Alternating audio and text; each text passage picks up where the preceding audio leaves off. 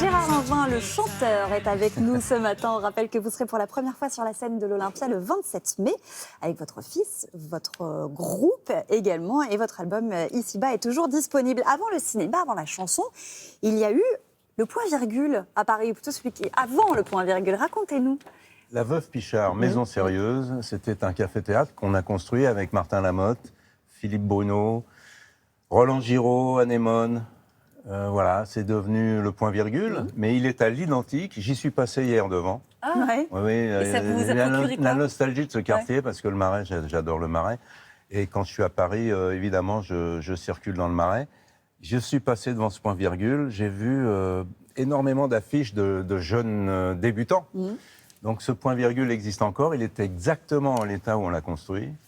Et vous n'êtes pas rentré à l'intérieur? Non, il y avait quelqu'un qui répétait, j'ai pas voulu déranger. Eh ben alors, on a une surprise pour vous. Petite visite guidée avec quelqu'un que vous connaissez bien, Martin Lamotte. Martin. Alors là, vous revenez sur les lieux du crime? Oui, oui, parce que c'est le point-virgule, mais qui était avant une menuiserie. Vous allez voir, il restait pas mal, je crois. Alors ça, c'est la photo historique de toute l'équipe. Claire Nadeau, Gérard Lanvin. À l'origine, il n'y avait rien. Ce mur-là, on l'a monté avec Gérard. Parce que, comme il soutient le balcon, il fallait faire très très gaffe qu'il soit parfaitement droit. Et vous voyez, il n'a pas bougé. Ça s'appelait pas le point-virgule à l'époque? Ça s'appelait la Veuve Pichard, Maison Sérieuse. Avant de monter sur scène, on balayait, on préparait le thé à la menthe, on faisait rentrer les gens, et puis on fonçait dans les coulisses s'habiller, monter sur scène. Il n'y a pas de trac, hein. Ça va vite. La revanche de Louis XI. Donc on voit Anémone, moi et Gérard, qui fait le grand-fils un peu débile.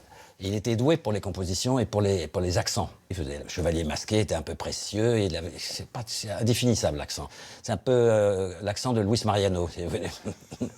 Gérard, j'ai des photos accablantes que je te montrerai. Et bah, c'était le bon temps. Hein. On s'est bien marré, et ça n'a pas bougé. Donc je t'ai préparé un costume, tu peux démarrer si tu veux, pas demain, mais après-demain. Hein. Voilà, on va donner un coup de balai, c'est parti. Je suis prêt à le suivre n'importe quand, Martin. Ça vous C'est fait grâce quoi? à lui que tout ça m'est arrivé. Bah ouais. Et de revoir ces images-là. Oh bah, c'est émouvant, bien sûr. Les photos, il a tout un dossier sur l'endroit. Non, c'est formidable parce que, en fait, les circonstances ont décidé d'une autre vie pour moi. J'étais forain et très heureux d'être forain. J'adore les forains et la vie de forain. Mais comme j'avais un camion, il m'a demandé, il venait aux puces, j'avais un stand de fripe américaine et il venait aux puces souvent. Et un jour, il m'a demandé si je connaissais quelqu'un qui avait un camion. Je lui ai dit, bah, moi j'ai un camion, pourquoi faire? Tu as besoin de quoi? Et il m'a dit, on a pris un local dans le Marais. On doit y faire des travaux et débarrasser des gravats. Et voilà comment ma vie a changé. C'est dingue, c'est hein. formidable. Comme quoi, il faut toujours avoir un camion. C'est ça Comme la quoi, morale il de faut la avoir histoire. un permis poids lourd, ça sert. Et on a entendu que vous êtes prêt à le suivre n'importe où. Bien Vous seriez sûr, prêt à repartir comme ça, recommencer? Martin, c'est comment dire, c'est un leader. C'est quelqu'un, mais un leader dans la folie. C'est quelqu'un, évidemment, il écrivait tous les spectacles, toutes les pièces, on faisait nos costumes nous-mêmes et tout. On était chez nous, mais on avait cet auteur. Et cet auteur, il est formidable.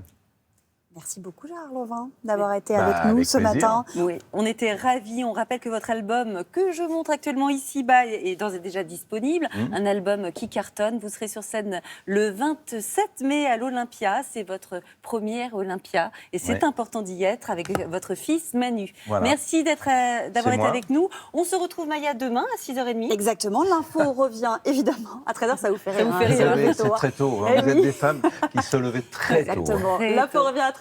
Passez une belle journée. À demain.